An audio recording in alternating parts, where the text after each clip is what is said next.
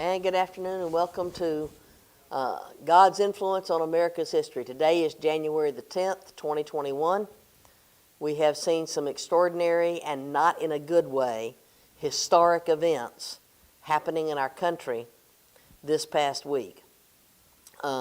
Today what I briefly want to talk about is, most people don't realize it, but we do have a national hymn. God of Our Fathers was selected as the national hymn.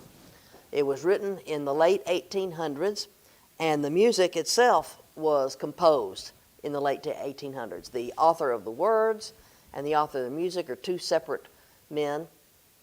Let me just give you the words and comment as we go on the stanzas to this song, and you can see why it was chosen as the hymn that represents our nation. God of our fathers, whose almighty hand leads forth in beauty all the starry band, recognizing that God is in control of the universe. The starry band would be a reference to the angels and all of the creation that God did. Of shining worlds in splendor through the skies, our grateful songs before thy throne arise, recognizing that God is sovereign and on the throne. Now remember, this is the 1800s, the late 1800s. So it's prior to the 20th century with the world wars and the events that occurred during that time frame. Thy love divine has led us in the past. In this free land, by thee our lot is cast. Be thou, a reference to God, be thou our ruler, guardian, guide, and stay. Thy word our law, thy paths our chosen way. Now remember, in the 1800s, America is still expanding westward. There are still territories within the continental United States. It's not just Alaska and Hawaii, who aren't part of the contiguous 48 lower states that are not yet states. There are places like Arizona and Oklahoma even, who are still in territorial status. But the tone of the nation during this period of time was that they had come through civil war, had not yet experienced the First World War or even the Spanish-American War. They were looking towards the fact that we are an expanding country and we are recognizing the bountiful blessings, not just the physical blessings of having land that's good for growing crops, of having majestic mountains and seas and plenty of rivers and plenty of fresh and salt water and a railroad system that was expanding, making it easier for people to get back and forth. And they saw God's hand on the nation, and they were expressing gratitude for it. But the very last phrase of that second stanza was, thy word, our law, thy path, our chosen way. That as a nation we were seeking to follow whatever God's will for our country was. Verse 3, from war's alarms, from deadly pestilence, be thy strong arm our ever sure defense. Thy true religion in our hearts increase. Thy bounteous goodness nourish us in peace. They had come through the Civil War. They had experienced times of trouble as a nation. They had experienced some pestilences. The big Spanish flu pandemic of 1918 had not yet occurred, because this is written in the late 1800s. But they recognized that God would be the one to protect them in times of disease, in times of war, in times of strife. Refresh thy people on their toilsome way. Lead us from night to never-ending day. Fill all our lives with love and grace divine, and glory, laud, and praise be ever thine. Written in the late 1800s, adopted as the national hymn by an actual act of Congress, and sung very frequently now, usually with trumpets to precede it. It's a very majestic song on patriotic holidays. People can celebrate patriotic holidays, and they need to be careful when mixing civil expressions with religious expressions. Not that there's anything wrong with it. Some people will try to tell you that church and state should be kept completely separate. That is not the case. The Constitution does not call for a separation of church and state. We have done sessions on that already. Nowhere in the Constitution will you see the phrase separation of church and state. In fact, it was written as a letter from Thomas Jefferson to a Baptist association in Connecticut to allay their fears that the national government would try to impose a religion on anybody because people had freedom. But it wasn't saying that freedom means that you have no expression of religion in society. They understood you can look at numerous founding documents, you can look at the buildings that are developed, and you see over and over and over again expressions of faith and trust in God.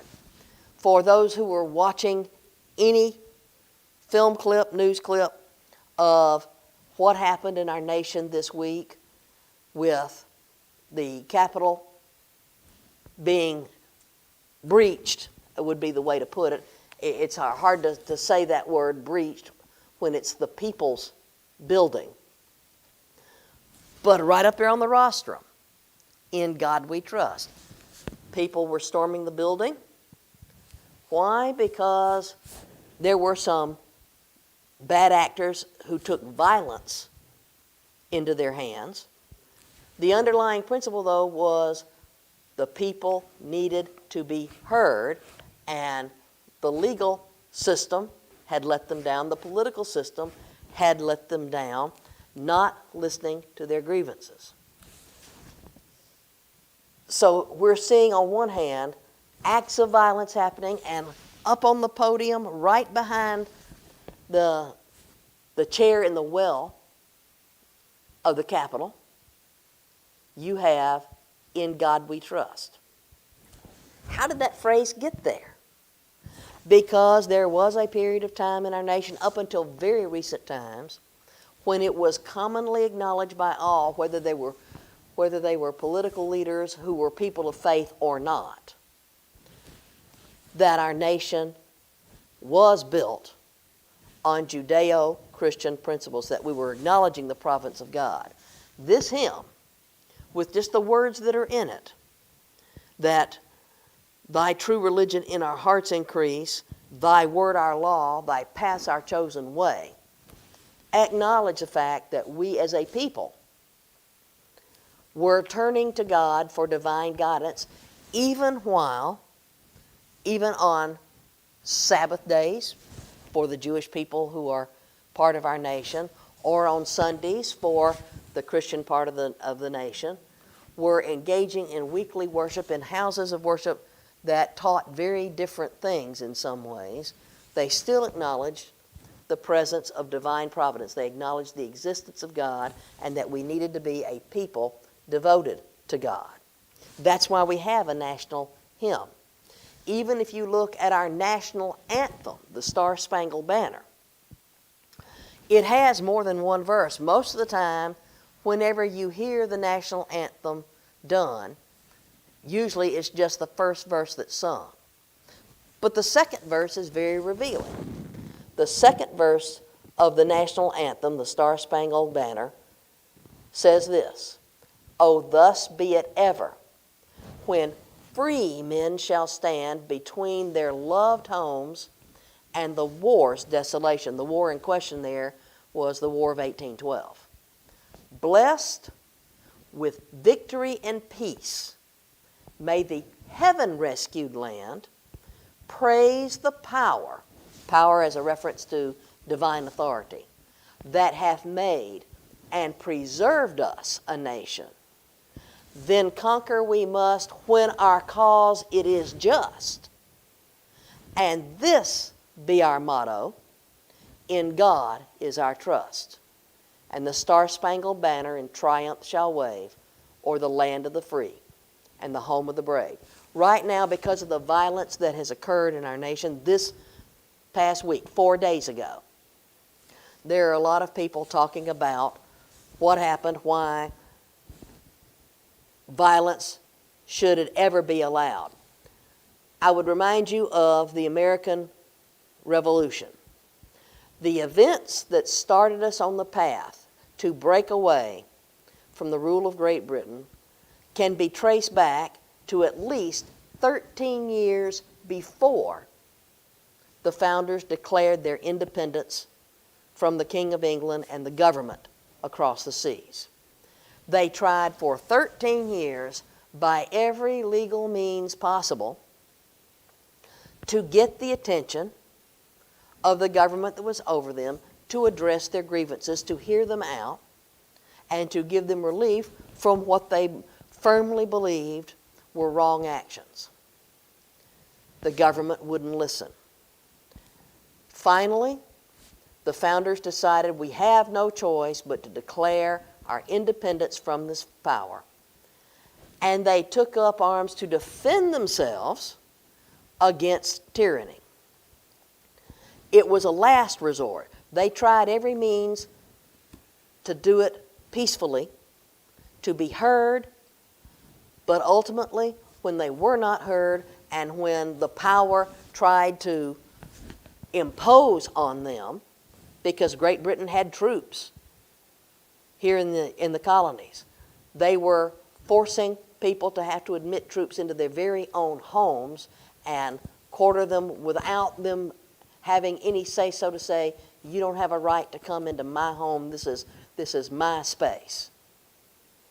The people tried for 13 years to get their rulers' attention, and when every other means was exhausted, even then, before they did the act of writing the Declaration of Independence, they sat down and they prayed about it, because they tell us in the Declaration that when in the course of human events it becomes necessary to break away from one power to another, that not only the rules of law and humanity, but divine providence compels us to give the reasons. And they go and they list them out. If you go back and you read the Declaration, you will see them listing line after line after line after line of what the government was doing that was wrong, that was odious, that needed to be addressed. And they also recognize, because they put it in many of their writings, the source documents are there, that they understood that when they took the actions they took to officially separate, that they were pledging their lives, their fortunes, and their sacred honor, and they understood that they would have to give an account one day to God for the actions they chose to take. It would do well if the people in our time, individual citizens as well as people in government positions, whether they are there legitimately or whether or not they manage by inappropriate means to obtain an office, it would do well for all of us to recognize that there is a God, that a day of judgment for the individual as well as for the world is coming, and that you have to give an account to God for what you have done. So before you do anything, you need to be sure that you have carried the matter to the Lord in prayer and that you are walking in accordance with His will. That's part of what they wrote about even in their songs. Thy path, our chosen way, to seek what God's path is before you act, not act first and then ask God to bless it later. See you next week.